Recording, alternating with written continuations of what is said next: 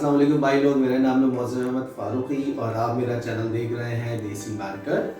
और आज जो मैं आपको बताने वाला हूँ वो है एक कंपनी अकाउंट से रिलेटेड अकाउंट ओपनिंग कि कोई भी सोल प्रोप्राइटर अकाउंट किस तरीके से किसी भी बैंक के अंदर अकाउंट खोल सकता है।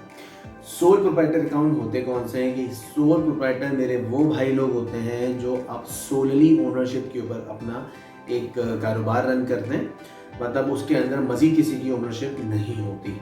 ठीक है जी। तो आज मैं आपको बताऊंगा कि सोल प्रोप्राइटर अकाउंट के लिए क्या क्या डॉक्यूमेंटेशंस की ज़रूरत होती है।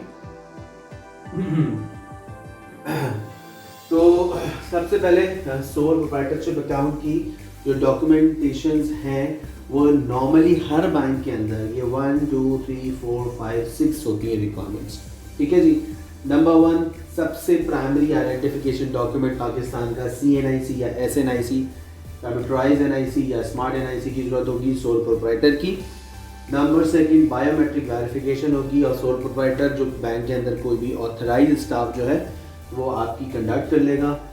अच्छा दूसरी चीज़ बिजनेस लेटर हेड पे आपकी कंपनी की अकाउंट ओपनिंग रिक्वेस्ट चाहिए, ठीक है, ड्यूली स्टैम्प्ड एंड साइन। इसका मतलब ये है कि आप अपने कंपनी की लेटर हेड के ऊपर बैंकर को ये लिख कर देंगे GT branch manager XYZ bank और XYZ ब्रांच कराची या जो भी सिटी है। सब्जेक्ट में आप लिखेंगे जी request for an account opening या request for the company account opening, और उसके अंदर आप ये बताएंगे या ये रिक्वेस्ट करेंगे कि जी मुझे एक अपना कंपनी अकाउंट खोलना है आपकी इस बैंक की ब्रांच के अंदर और मेरा nature of business so and so, मतलब कोई भी हो सकता है। लेट्स सपोज अगर आप मोबाइल का काम करते हैं बता सकते हैं जी मेरा सेल परचेज की मोबाइल का काम है और मेरी कंपनी का नाम जो है वो XYZ कंपनी है। तो आप ये इसके अंदर रिक्वेस्ट करेंगे उस ब्रांच के मैनेजर को या उस बैंक को। 4th business undertaking on company letter head. अच्छा देखें, बिजनेस अंडरटेकिंग का मतलब ये होता है कि जी एक यहाँ पे एक लीगैलिटीज़ आ जाती हैं आपकी डॉक्यूमेंटेशंस के अंदर। लाइक इसके अंदर मज़ीद आप एंडोर्स करते हैं in terms of the legal aspects, आप उसमें कवर करते हैं और उसके अंदर आप ये बताते हैं जी लेट्स सपोज अगर मैं अंडरटेक कर रहा हूँ अपने बिजनेस को तो उसके अंदर मैं इस तरीके से लिखूँगा, कुछ वर्डिंग मेरी इस तरीके की होगी जी Mohsin Ahmed Farooqui holding CNIC number blind blah is running my own company under the name of ABC and company और मैं आपकी इस ब्रांच के अंदर अकाउंट खोलना चाहता हूँ।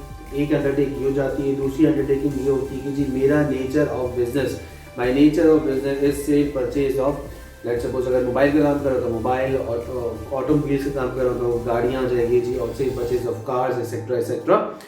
फिर उसके बाद मैं मज़ीद एक जो अंडरटेक करता हूँ उस अंडरटेकिंग के अंदर वो ये होता है जी माय एक्सपेक्टेड मंथली इनकम, कि जी मेरी एक्सपेक्टेड मंथली इनकम 5 लाख है, 3 लाख है, 2 लाख है, 50,000 है, वट एवर जो भी हो सकती है। तो वो उसके अंदर आप अंडरटेक करते हैं। अच्छा अब नॉर्मली बैंक्स ने ये बिजनेस अंडरटेकिंग जो होती है वो लीगल वेटेड फॉर्मेट्स रखे हुए होते हैं जो कि आपको दे देते हैं कि जी आप अपने लेटर हेड के ऊपर ये प्रिंट कर लें और उसको आप फिल करने के बाद साइन और स्टैम्प कर दें। अच्छा स्टैम्प होती है सोल प्रोप्राइटर की, वो बहुत ज़्यादा ज़रूरी है। मतलब अगर आप अपना एक सोलली अकाउंट चला रहे हैं, सोलली कंपनी चला रहे हैं तो आपकी एक सोल प्रोप्राइटर स्टैम्प होगी लाइक ABC एंड कंपनी और उसके नीचे लिखा होगा सोल प्रोप्राइटर। ठीक है, तो दैट इंडिकेट्स, मतलब वो जाहिर करता है कि जी ये आप सोल प्रोप्राइटर हैं इस कंपनी के।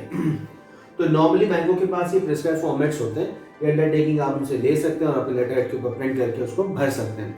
पहला इसके अंदर पार्ट होगा जी आप अंडरटेक करेंगे अलॉन्ग विद योर CNIC कि जी आप इसके ओनर हैं। सेकंड पार्ट होगा आपका नेचर ऑफ बिजनेस, कि आप एक्चुअली आपका नेचर ऑफ बिजनेस क्या है।